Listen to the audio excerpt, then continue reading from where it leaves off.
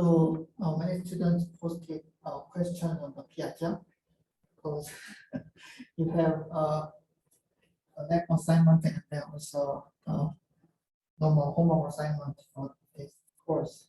So it's a very good practice to post questions on the Piazza. Okay, so there is no penalty for the questions from students. Okay, so please ask many questions via Piazza. Also, you can ask many questions during the class, also after the class. Okay.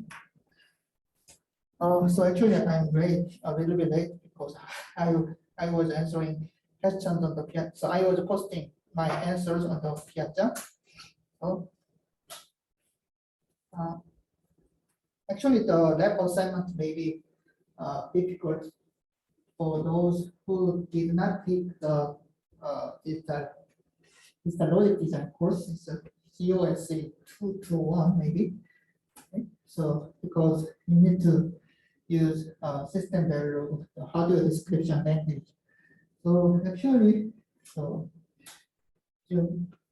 actually, if you want to write programming code with some programming languages such as C, then you need to know the syntax of the C language, right? Let's say actually it's same to the hardware description languages such as Verilog or another popular hardware description language is VHDL. So if you want if you want design modules with these HDLs, then you need to know the syntaxes of these languages actually. But in this course, we do not have time for running the syntaxes of the system Verilog or Verilog languages. So actually, so you need to learn by yourself if you do not know the syntax of the Verilog. Okay, so but you can ask any question on the Piazza, and then I believe PH for this course answer the question very kindly, right?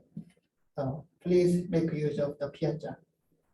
Okay, so in the previous class we learned how to assign addresses, so how to access caches with the data. But in order to access cache, then we need to access these caches with address, right? Because so why do we use cache?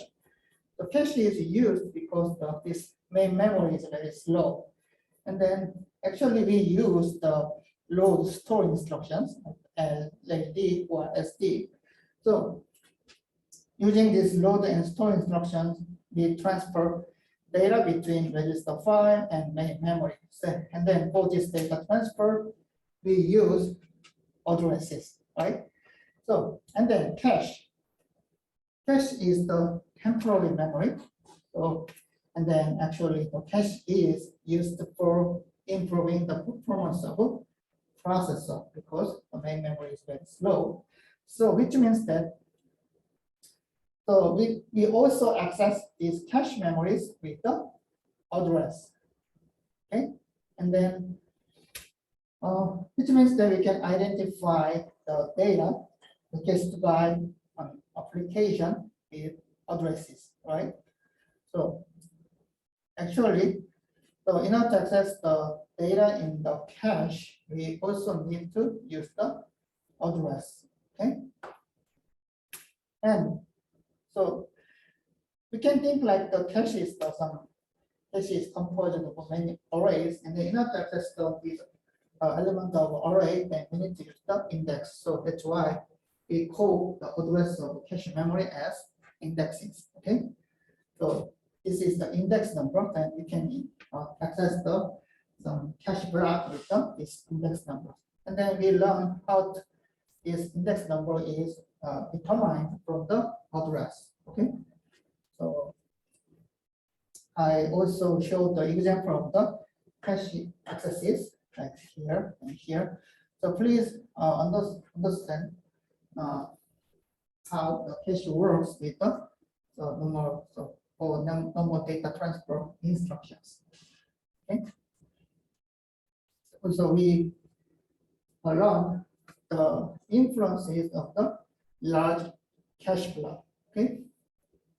So actually, cache is composed of cache blocks. So, and then if we can change the size of this cache block, so which means that if cache miss occurs in the cache memory, then we need to fill the corresponding cache block with the data, which means that the data is fetched from the low-level cache or memory. So low-level means that it's the low level. So not fill this cache block, then we need to use the audio resources. Also, the clock cycles are taken. So also we discussed about some influences from the large cache. So the benefit of the large cache block is that so we can reduce the cache miss rate. So which means that so think about the spatial locality. So which means that so actually when the load instruction is executed, so most of the load instruction because actually the cache block size is larger than the some default data transfer size. So for example, so loading this load double load instruction transfers the 8-byte data. So this is the largest data transferred by load instructions in the RISC V. Maybe I don't know the another instructions like LQ, the code word, but I don't know. I think the LD is the double word is the handles the largest data size with this load instruction. But the cache block size is larger than this 8-byte usually. So which means that when this load instruction is executed, only part of the data is accessed from the cache. So for example, so this is the cache block, only part of the data is accessed. So it's fetched by this load instruction. And then because we can observe the strong spatial locality in the normal programs, so which means that when this block is accessed, then with a high probability, the neighbor blocks will be accessed in the near future, right? So which means that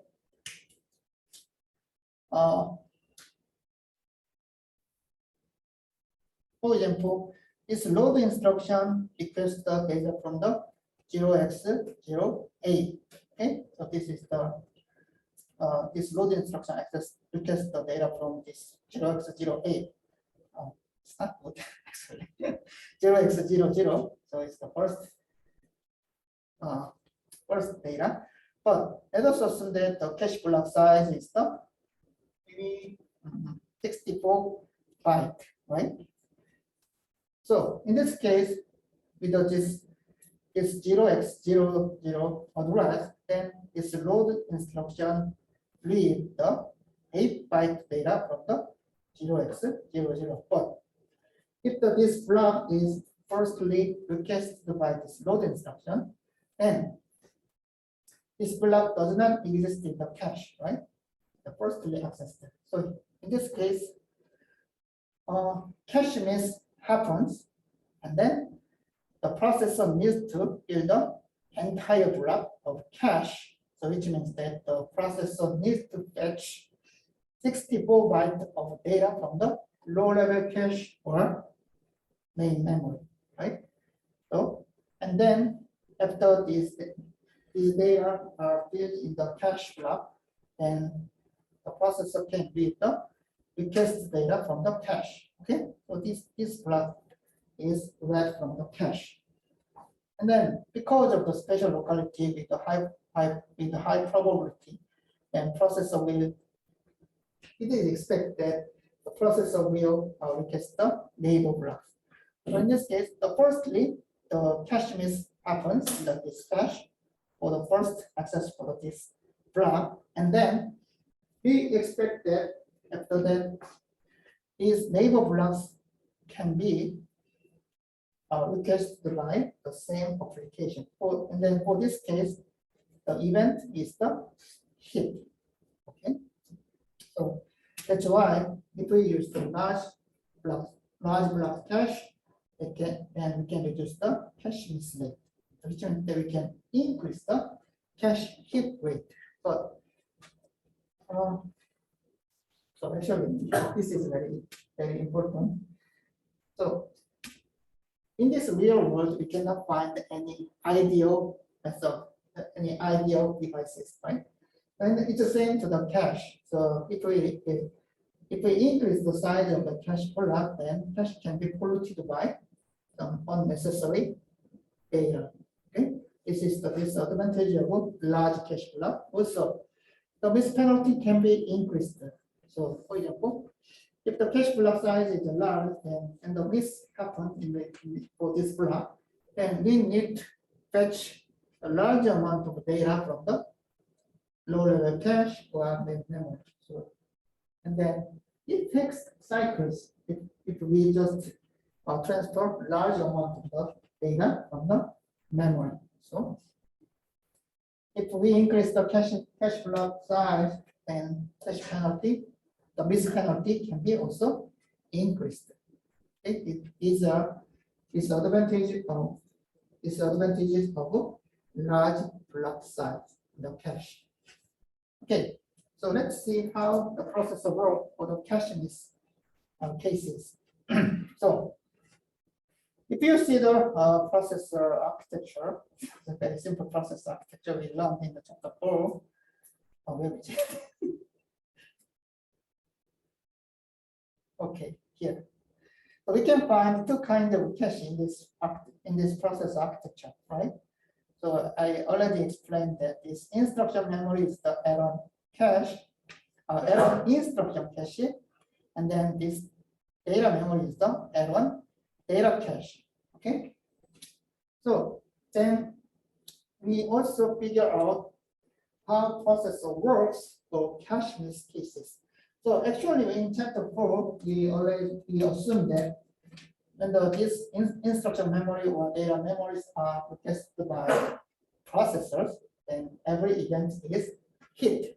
So it means that data or instructions are found in this instruction memory or data memory. But it's not true, right? But because this is the cache.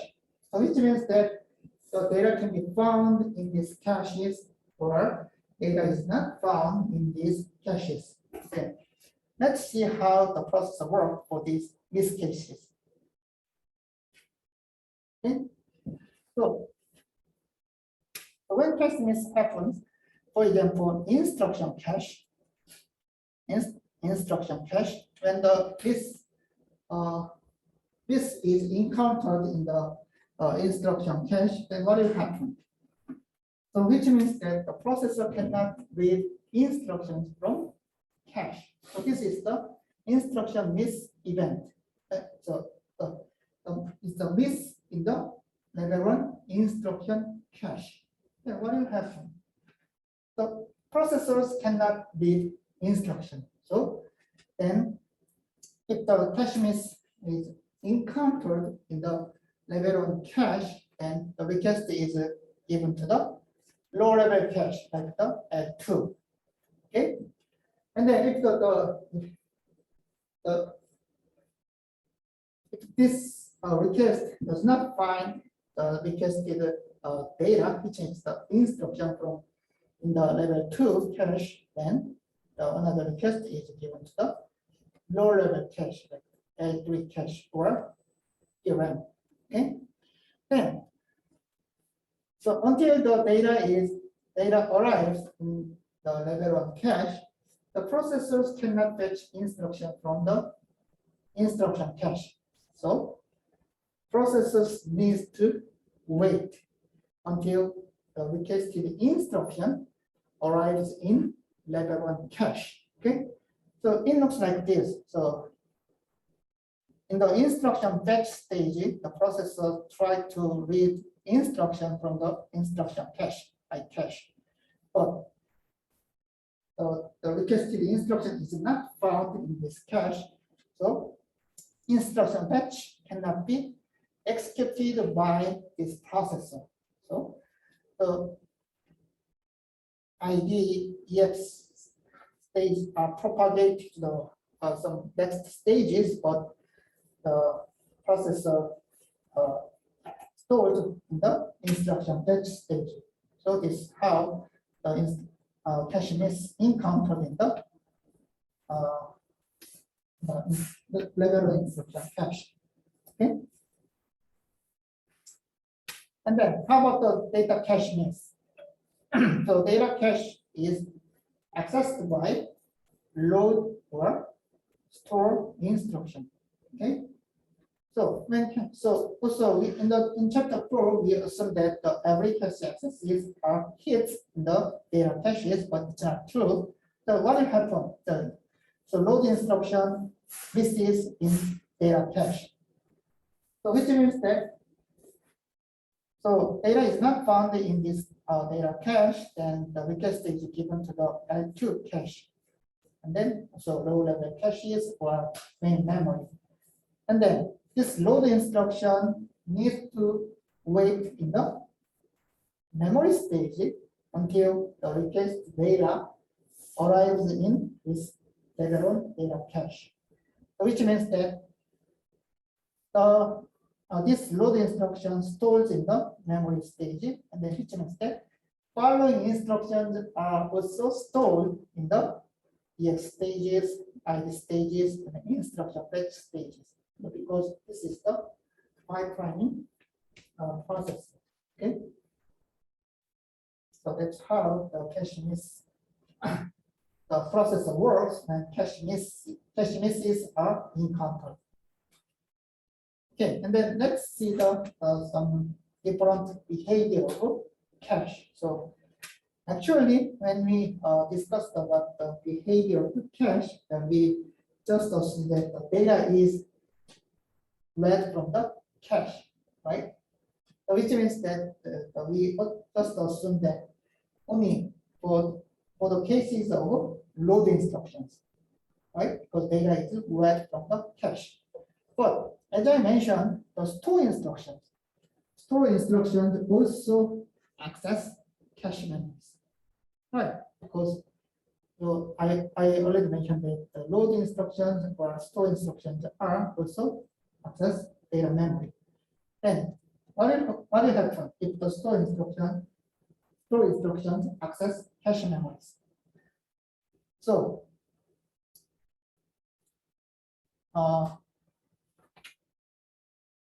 first,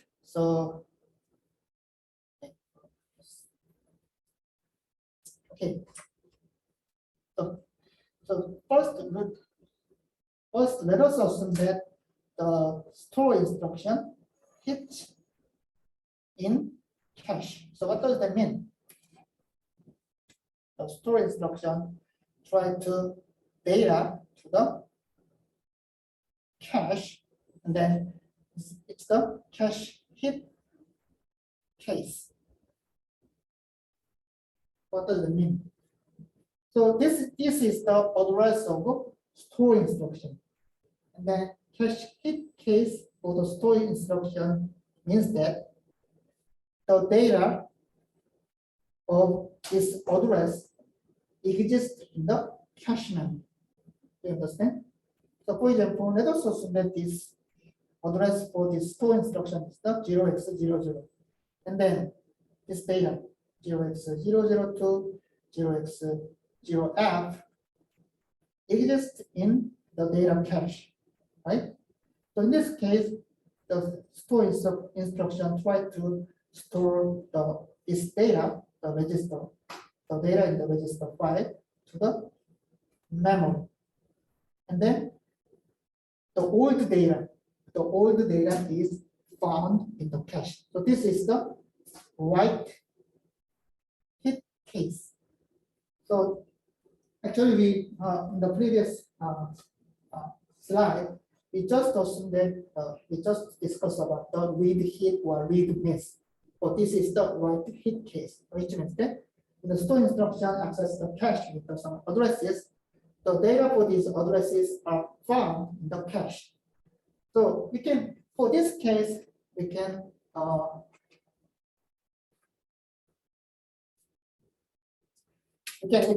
imagine some two different behaviors in the cache.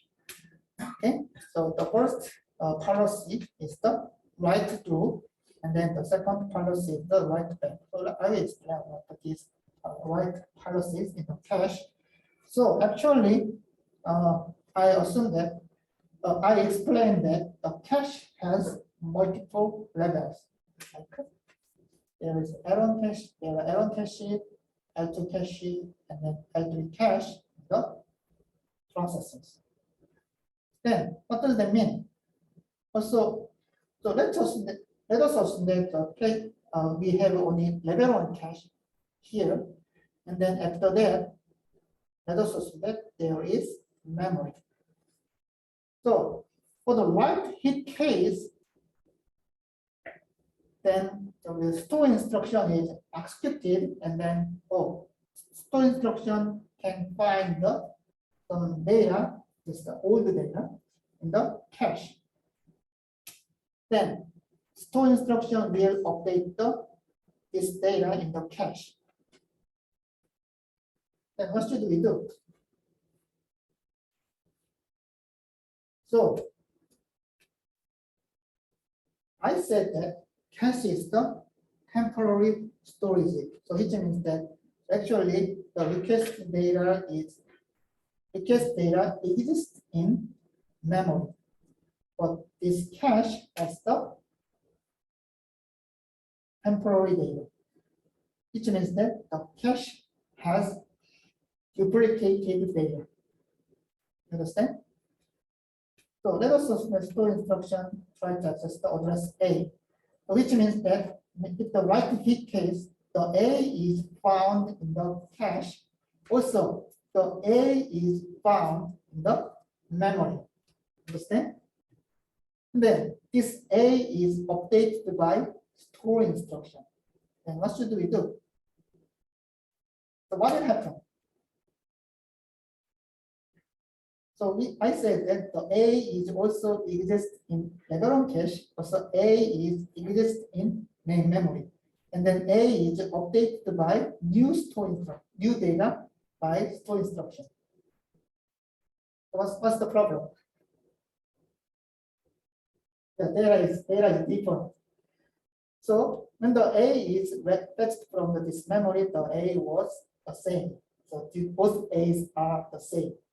But when the A is updated by this store instruction, even though these data are, the address for this data is the same A, so it's the address is the same.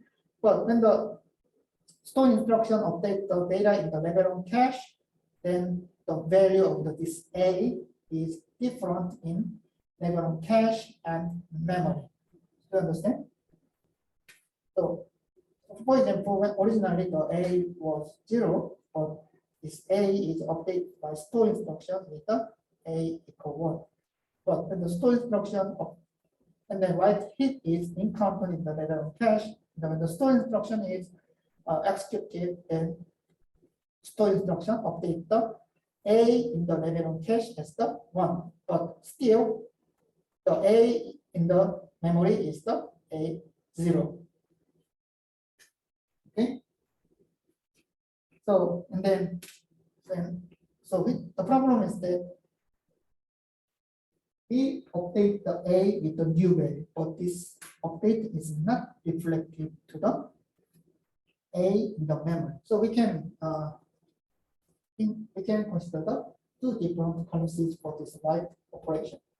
The first possible policy is that when the data in the cache is updated by store instruction, we can also update the same data in the memory with the same value. And then this policy is called the write through policy.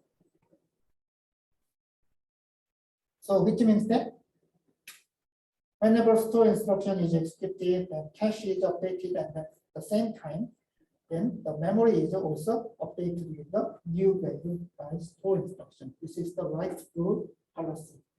Then what's the problem? So think like this. So why do we use cache? Yeah, because the memory is slow.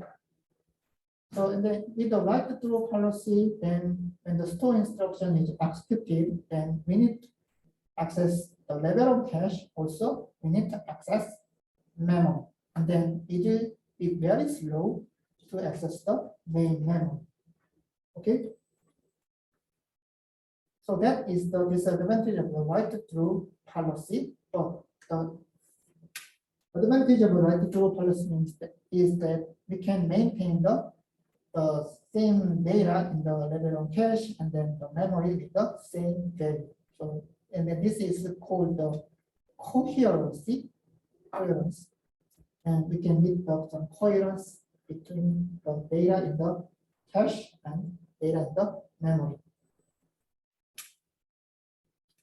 But for the performance, this policy is not good because so this is the example. So let us assume that the base CPI is 1 and then 10% of the instructions are store instructions. And then write to the memory takes 100 cycles.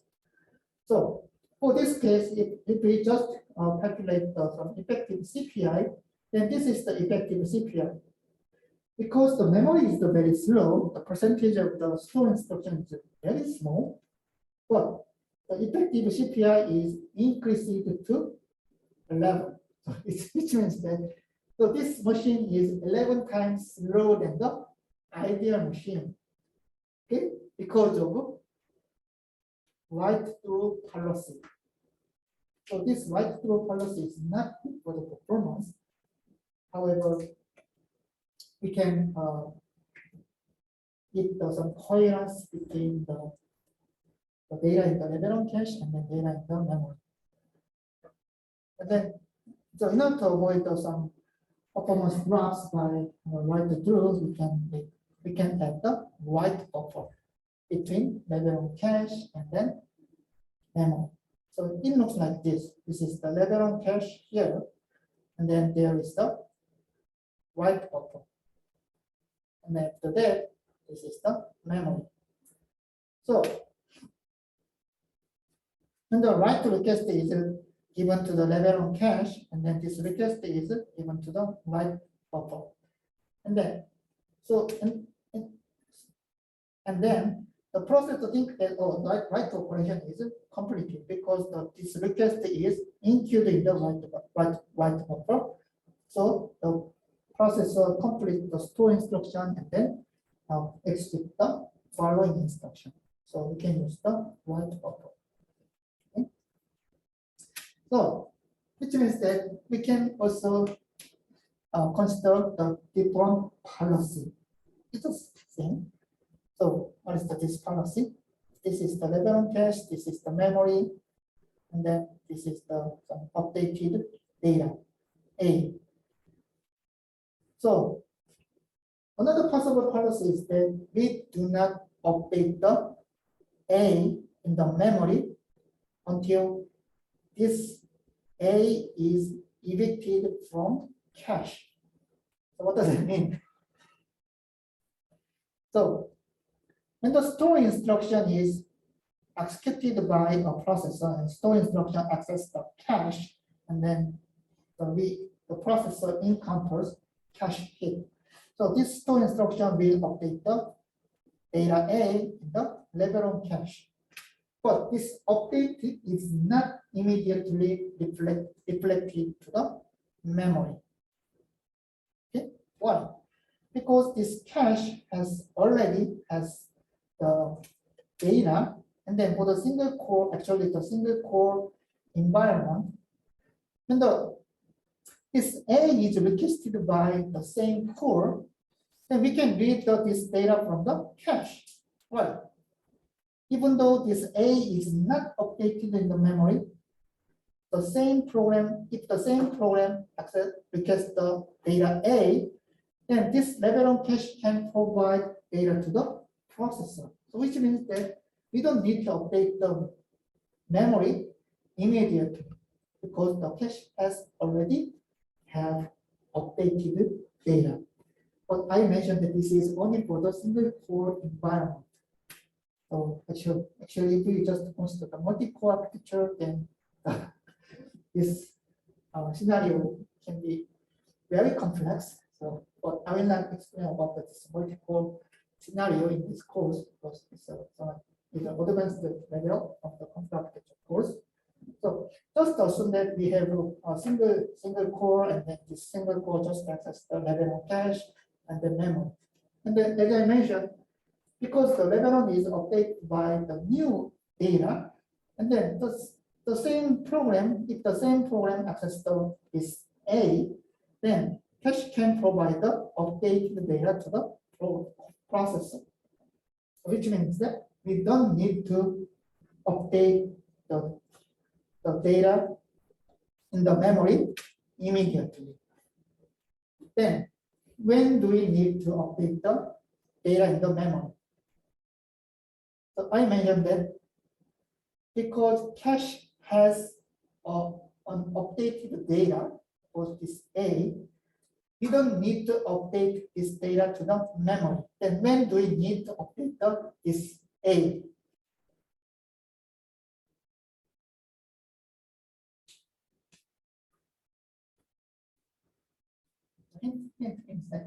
So hint is that the cache has unupdated data. And then cache is a temporary storage space. So which means that this data can be evicted from the cache. So you need to remember that the cache size is smaller than the main memory. So which means that the data in the cache can be evicted if the cache space is not enough. What does that mean? If this data is evicted from the cache, then we can lose the update the value for this data A. So, in order to avoid this case, we update the data in the memory when this A is evicted from the cache. You understand? So, for example, so this A is stored in the index number 0. And then another load instruction try to access data, but this data should be stored in the index number 0. In this case, this old cache block should be evicted from the cache, right? Because the cache has the enough space. So in this case, the A has the updated value, and if the A has the updated value, then we need to update the A in the memory with this updated value, because we don't want to lose the updated value by store instruction. So if we lose this value, then the program will generate the incorrect result. Okay. So this is the write back case, the write back policy. The write back policy means that when the store instruction updates the data in the level of cache, then if the store instruction updates the data in the cache, then this updated value just exists in the cache until this cache block is evicted. And then if this cache block is evicted, then this updated values are reflected to the memory. So this is the write back policy. Then we need another control bit for this cache block. Why? Right. So we need the cache block needs to know this block is updated or not. So which means that we need to also check the update for the corresponding cache block in order to support the write back policy. And then this flag is called the dirty bit. So which means that if the dirty bit becomes 1, so which means that the corresponding cache block is updated. So which means if the dirty bit of this corresponding cache block is 1, so which means that we need to update the memory with this updated block, because this cache has the latest result. Okay, so not to implement the right policy, then we also need to additional flag for the dirty bit. It's called the dirty. But which means that this cache block has the updated value. Okay, this is the right policy, and so we just discuss how can we handle some write hit case in the cache. Then, which means that we need to also consider the write miss case. What is the write miss? It's simple, right? When I explained about the write hit case, so which means that store instruction access the cache, and the cache has the access the data for this address for the address of this store instruction. So this is the write hit case. The write miss means that store instruction access the cache, but the data is not found in the cache. Then what do we do? So this operation is different from the load instruction because this is the store instruction, like A equal 1. So and then this is the level 1 cache, and then this is the memory, and then the store instruction try to write A equal 1 to the level 1 cache. This A is not found in the cache. So we can also consider the two different policies. The first possible policy is just bypass this level 1 cache, just update the A in the memory. Okay? This is called the write around policy. So which means that when the write miss encountered in the cache, then this cache does not fetch data from the memory, just update this value directly to the memory. This is the write around policy. Then we can also consider the different policy. So when the load instruction is executed and then a cache miss is encountered, then we need to fetch the data. But we can also apply the same policy to the store instruction, right? So when the write miss is encountered in the cache, then we can fetch the corresponding block, fetch some data that includes the data accessed by this store instruction, and fill the cache block with the request for the some request data, and then update this cache block. This is the allocate on miss. So it's a write allocation policy. So allocate on miss means that if the write miss is encountered, we fetch the cache block, we fill the cache block like the load miss. The write around means that we do not, the cache does not fill the access the cache block, and directly performs the write operation to the memory. This is the write around. So, but usually if we use the write policy, then we use the write allocate policy, which means that the write miss works like the load miss, which means the entire block is fetched if the write miss is encountered in the cache. Okay. And then usually most of processor use also write back policy, not write through, because so it is because the write through even though we can use the write buffer, and write through is not good for the performance. So if most of the processor use the write back policy. Okay. And then because most of the processor use the write back policy, most of the processor use the allocate on miss policy. Okay. So these are the write policies in the cache. Okay.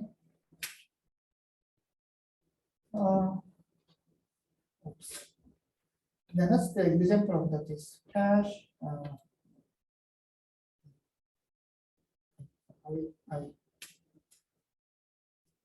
I test this example just to be so actually this example just to explain how to organize the cache for the different configurations.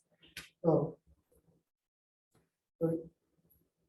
if you see that this configuration, you can find that this is the size of the cache. The size of the cache is the 60 kilobyte, and then this cache includes the 256 blocks, and then each block size is the 16 words. Okay, so we can organize the cache like this. So actually, right, and then actually this is the direct map cache. So I will also explain about the associated cache later.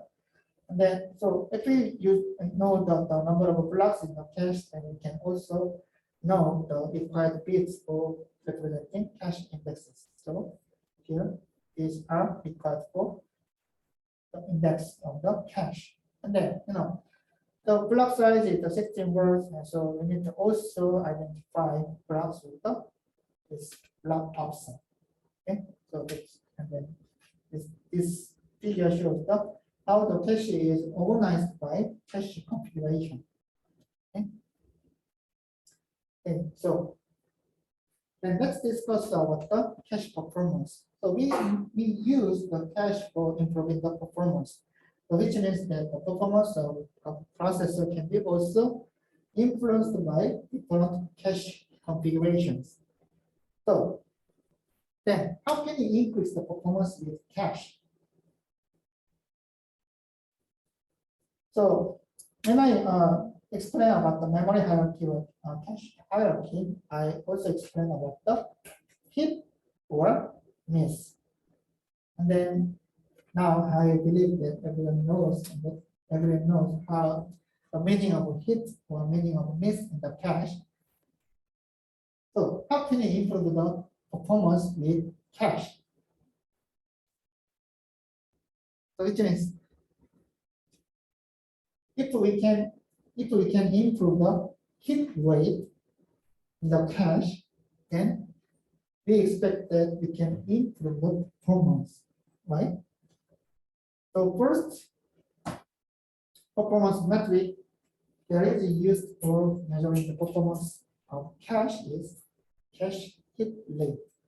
So which means that if the cache exceeded the high hit rate, we assume that without this cache, we can improve the performance of a processor. This is not already true, but usually, if the cache exceeds the high hit rate, then the performance of the processor can be improved by cache. So actually, let me run about some process architecture, and then when we consider the performance of the processor, we assume that for the ideal processor,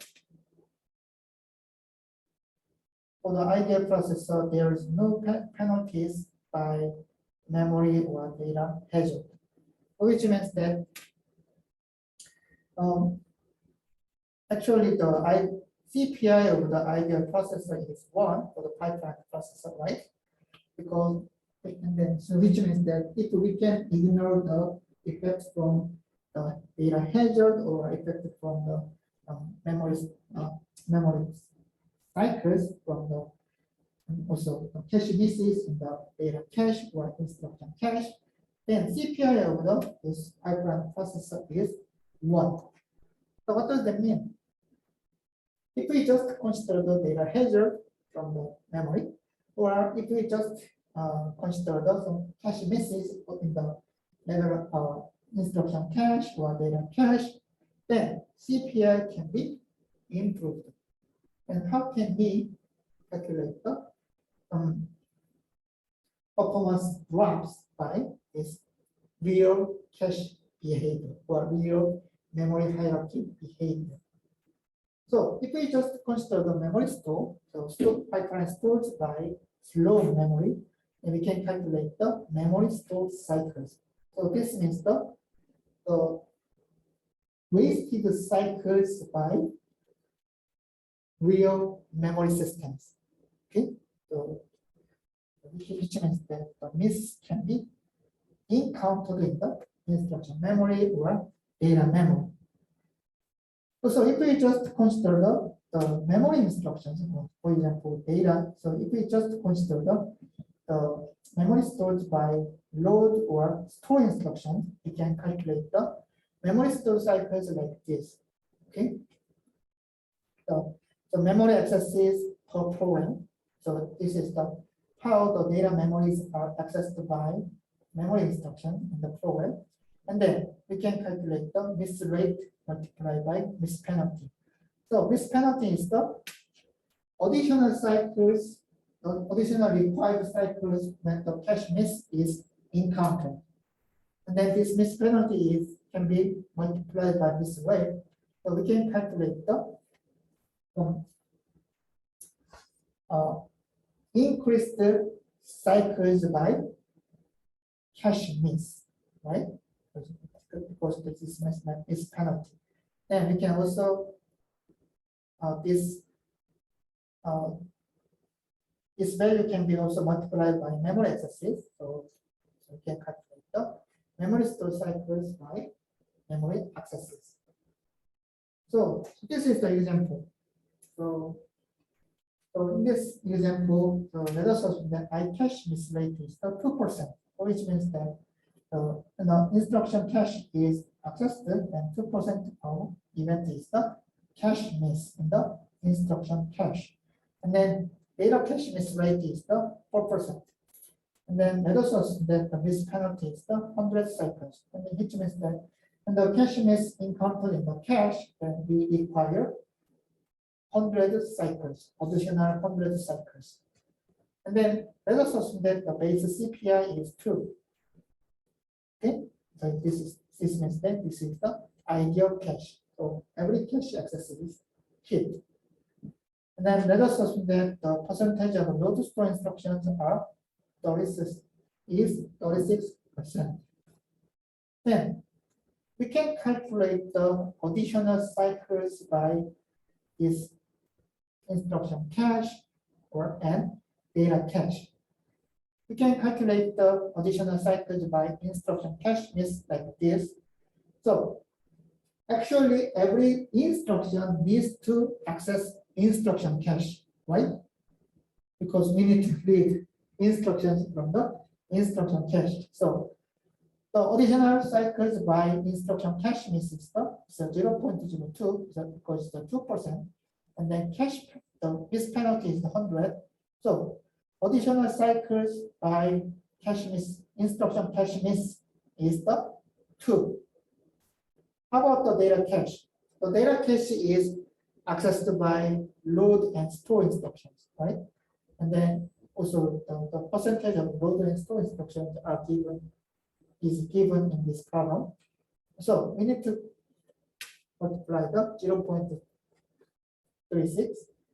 And then this is the miss rate of the data cache, and it's multiplied by this penalty. So 1.44 is the additional cycles by data cache miss. Then actual CPI is the, so this is the ideal CPI. The additional cycles by instruction cache miss is the 2, and then it's the 1.44 is the additional cycles by data cache. So actual CPI becomes the 5.44. Okay? And we can compare the performance of the performance graph by real cache. So ideal CPU is the 2.72 times faster. Okay? So if we just compare the performance of the processor with the real memory system, then we can say, oh, the performance can be dramatically dropped by real slow memory systems, right? So this rate is just 2% or 4%. And then actually this miss penalty is very small compared to the real environment, right? But real processor has the multi-level caches, so it's not true. The miss penalty can be also changed by some different cache configuration and then different cache topology, but if we just assume that the miss penalty is around the 100 cycle, then performance really drops by real memory system. Okay. So also we can also consider the average access time. So average memory access time. Okay. So what does that mean? So actually, heat time is also critical for performance. What is the heat time? So this is the level on cache, level on data cache, and then this cache data cache is accessed by load or store instruction. And then if this access is hit in the cache, the data is found.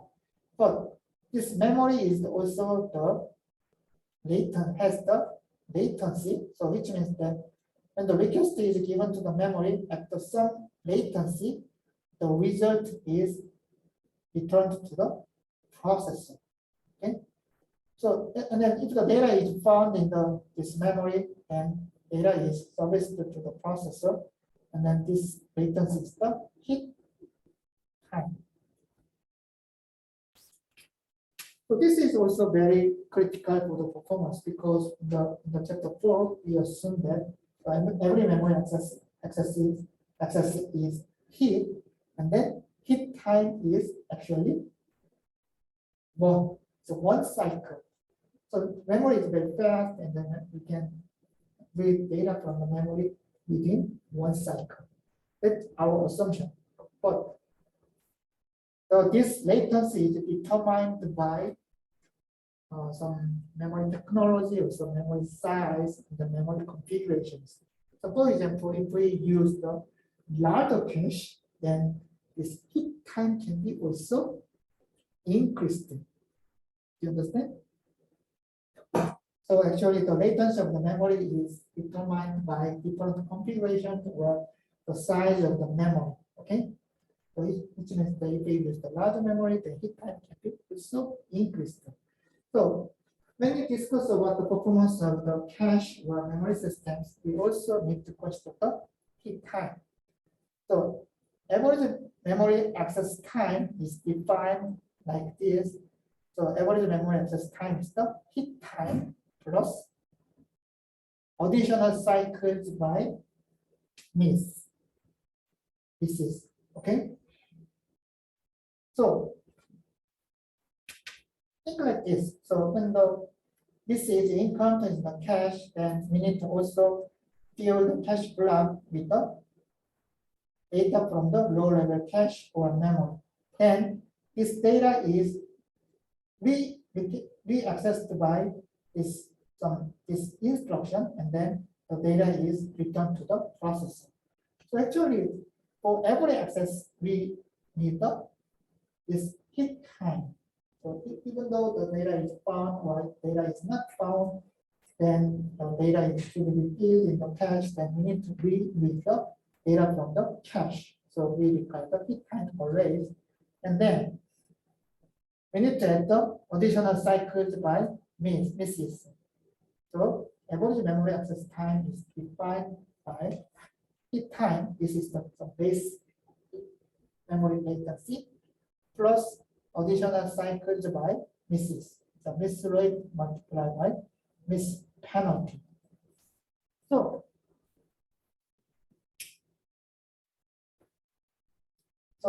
we can calculate the average memory access time by this information. The CPU works with the 1 nanosecond of clock. The clock period is 1 nanosecond. The hit time is 1 cycle. That's very good cache.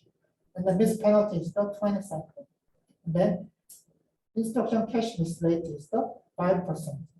We can calculate the average memory access time for this instruction cache. The hit time is the 1 cycle, so 1 cycle, and then we can calculate the additional cycles by misses. So we can calculate the average memory access time is the 2 nanoseconds. So we can use this average memory access time as the performance metric of cache. Okay, and then which means that if we use the narrow cache, which means that the average memory access time is smaller, which means the memory is fast, right? If the memory access time is smaller, which means that the memory works faster. Okay, so if a memory has the low memory access time, then a low average memory access time, then which means that this memory is the performance of this memory is higher. Okay.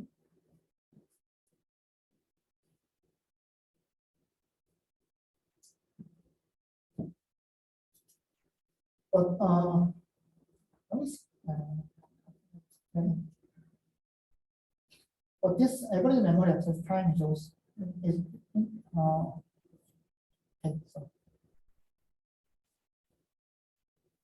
so I will explain about some memory work actually.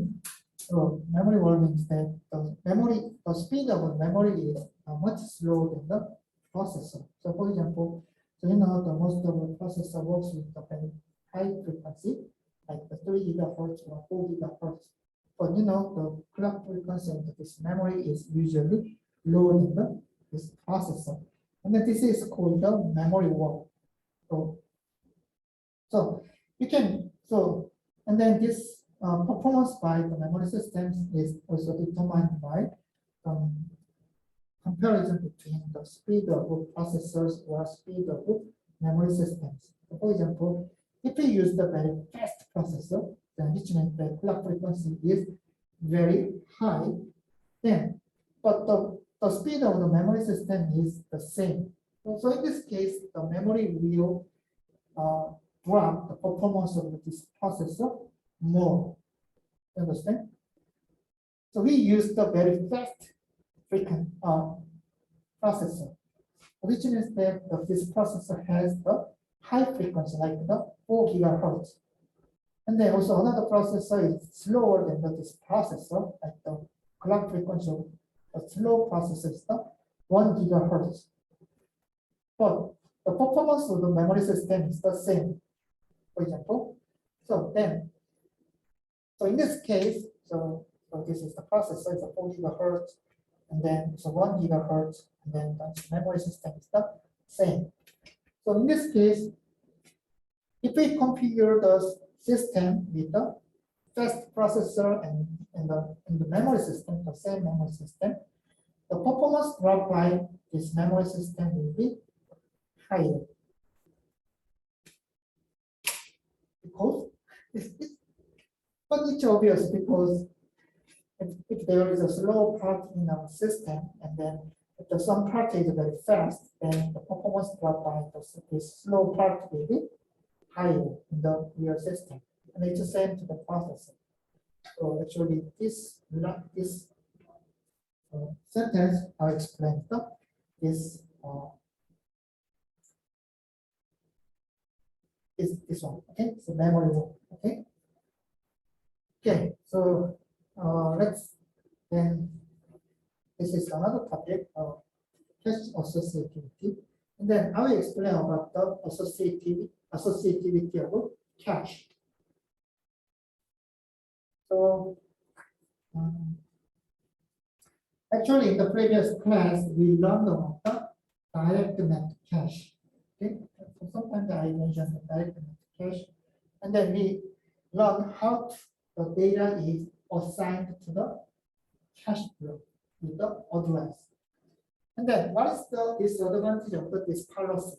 It's a direct mapped cache, which means that this is the address of some memory transactions like load or store instructions. And then we use the part of address as the index of the cache, right? And what is the disadvantage? So for example, let us assume that we use so this is the pin number 0, 1. We use this pin number 1 as the index of the cache. It's very it's not real case, but it's a very real case. The problem is that For the same cache block, different memory locations are mapped. And it's true because the size of the cache is smaller than the main memory. But what is the disadvantage? So for example, in the cache index 0, the memory address 0 can be mapped. Also, the memory address 2 can be mapped, 4 can be mapped, 8 can be mapped, 6 can be mapped to the same cache block. The problem is that our load instruction or store instruction can access the memory address 0, memory address 2, memory address 4, 6, blah, blah, blah. So which problem is that even though cache has the additional empty block, because this cache block is mapped to the multiple memory location, and then these locations are frequently accessed by some processor, then we just use this cache block. Okay, so 0 is 0 field of this cache block, and then when the 2 is requested, then 0 is evicted from the cache, and then 2 fields of this cache block, and then after that, when the 4 is requested, then 2 is evicted from the cache, and then 4 fields of this cache block. What's the problem? Even though the cache has the empty blocks, because of the cache mapping policy, so these cache resources are inefficiently used. That is the problem of direct mapped cache. Then how can we solve this problem? So think like this. Let's go back to some. So in this example, this cache has 1024 blocks. Then, but because this cache has the direct map, this cache is the direct map cache. Actually,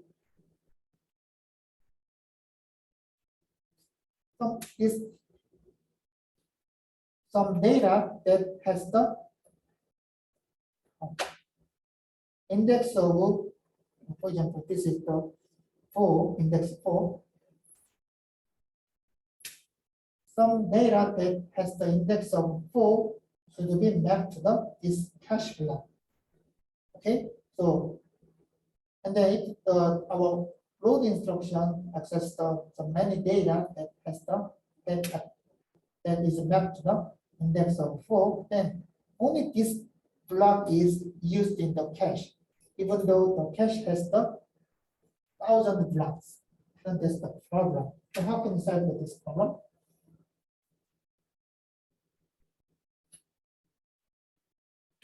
We can store this block to the empty blocks in the cache. Then what's the problem?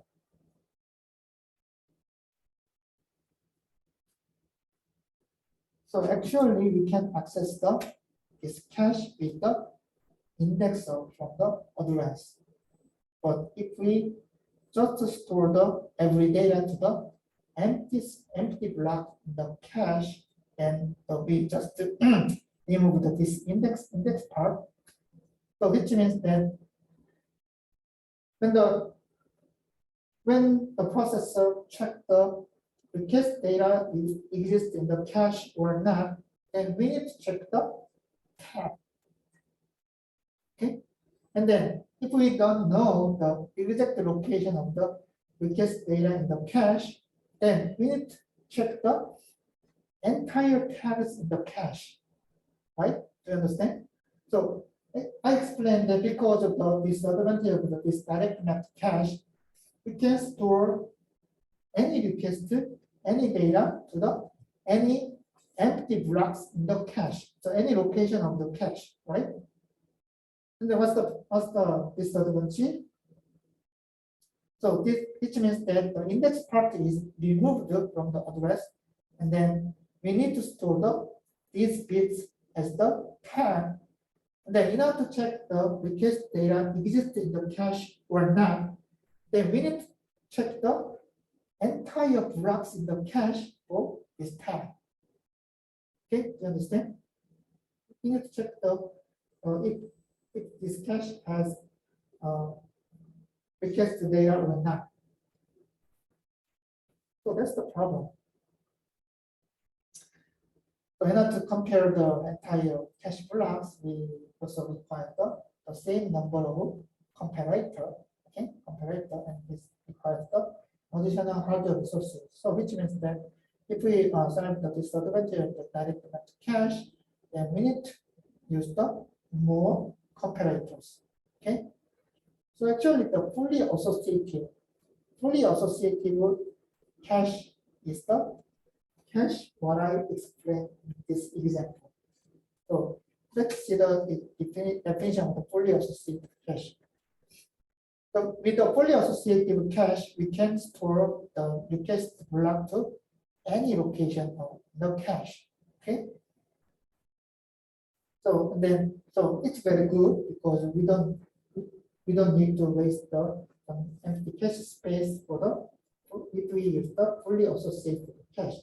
The problem is that when this cache is accessed by some instruction, then terms in the entire blocks should be checked. Okay? Because all entries to be searched at once.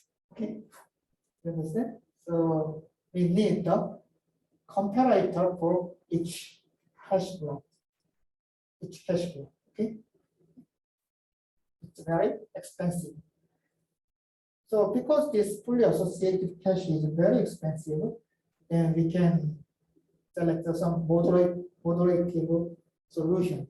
And then this moderative solutions are called the n-way set associative cache. So n-way set associative cache means that for a certain cache index, this cache set has the n cache blocks. So what does that mean? For example, so this is the direct math cache. So this example is the direct math cache. So as you can see, so this direct math cache is accessed by index number, but you know, for a single index for a single index number, this cache has only one block. Okay, but if we can store multiple blocks for the same cache index number, then we can avoid some disadvantage of the direct math cache, right? You understand? So if there are multiple blocks for the same cache index number, like the block is here, block is here, block is here, block is here, then we can find the empty blocks for the same cache index number, then we can store this new data to the empty blocks in the same cache index for the same cache index number. So this cache is called the n-way set associative cache. Okay, so n-way set associative cache.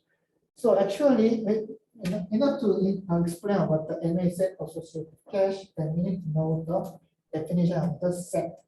So set means that we access the cache with this set, and then each set can have n blocks for the n-way set associative cache. So for example, in the direct math cache, then we just calculate the index of the direct math cache from the address, and then which means that for each set is accessed by this index number, and then each set has only one block for the direct math cache. But n-way set associative cache is different. For the one single set, this single set can have n blocks. Okay, so this is called the n-way set associated cache. So this is the moderative solution because in the n-way set associated cache, we just use the n comparators. And for the fully associated cache, the required number of comparators is equal to the number of entire blocks in the cache. But in the n-way set associated cache, we just define the n comparators. So it's less expensive than the fully associated cache. Okay? Actually, this is the reasonable and the moderative solution. So actually, the direct mapped cache and the set associated cache and then fully associated cache looks like this. So actually, this is the same number. So the direct mapped cache, each set has only one block. And then these sets are accessed by set index. So this is the index what we learned in the previous class.